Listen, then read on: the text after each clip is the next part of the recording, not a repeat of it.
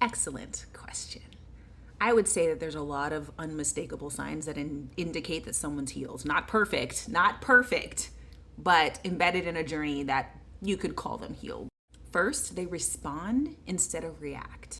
So a healed person feels anger, sadness, disappointment, but their emotions do not hijack them anymore.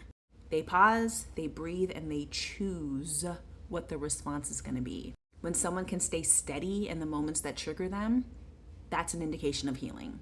Number two, they don't make everything about them. Wounded people personalize everything. Why did you say it like that? Are you leaving? Are you upset with me? Healed people don't build stories out of thin air. They communicate instead of catastrophize. Number three, they can sit with discomfort without running. Healed people don't need instant avoidance. Not with distractions, not with hookups, not with overworking, not with substances. They can feel what they need to feel without falling apart. Okay? Number four, they don't chase or cling or control, right? They understand. What is meant for me responds to my energy, not my desperation. So instead of forcing connections, they just align with them. Number five, they apologize without being defensive. A healed person can say, I was wrong and I see it. Responsibility is more of a skill instead of a threat for someone who is embedded in a healing journey. Number six, try to come off the dome with these. How about they don't need chaos to feel chemistry? When someone is healed, they stop mistaking anxiety for connection. They stop choosing intensity over intimacy. And they choose the person that brings them peace, not the person who activates their wounds. Now, that's not to say that people won't trigger you, right? As a healed person or on a journey of healing, you're gonna get triggered.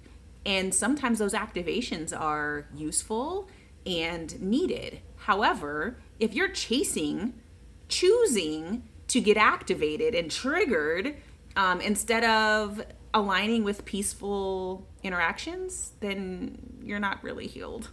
Number seven, their boundaries are simple and consistent. They're not emotional hostages. They're not guilt tripping or silent treatmenting you. They're just like, this works for me and this doesn't. And they don't need you to like it. Their boundary is their boundary. Now, this one's interesting too, because it is often mistaken for being rude, unaccommodating, and mildly disrespectful. And if you're on a healing journey, if you identify as healed, or if you are the more healed of the dynamic, like if you're in a relationship and you're more healed than the other person, if you set boundaries like that, you probably get shit on. You are probably told that you're disrespectful, unaccommodating, rude, not trying hard enough, not willing to make it work because you put a boundary in place. That's how you know you're not in alignment with whomever that is. Unhealed people don't like boundaries. Number eight, a healed person wants a connection, but they're not afraid to be alone. A healed person isn't using a relationship as an escape for themselves. They like their own company.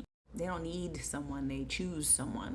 Number nine, they communicate clearly without shame. Healed people don't expect others to read their mind. And they don't punish you for not hearing what they didn't say. They know their needs, they can speak it clearly, and they let other people meet them where they are. Number 10, their presence feels safe and not draining. A healed person will make you feel seen and grounded, not judged or rushed, not on edge and not confused. Now, this could easily be mistaken. Like if you feel judged, rushed, or confused, it could just be you.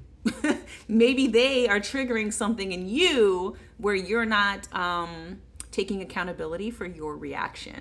But for the most part, anyone who's embedded in a healing journey is going to make you feel comforted and grounded and safe, and they have the capacity to hold space for whatever you are. Healed people aren't perfect. They get triggered and emotional and frustrated. I think the difference is that they don't bleed on people. They don't project their mess on people. They don't operate from their past.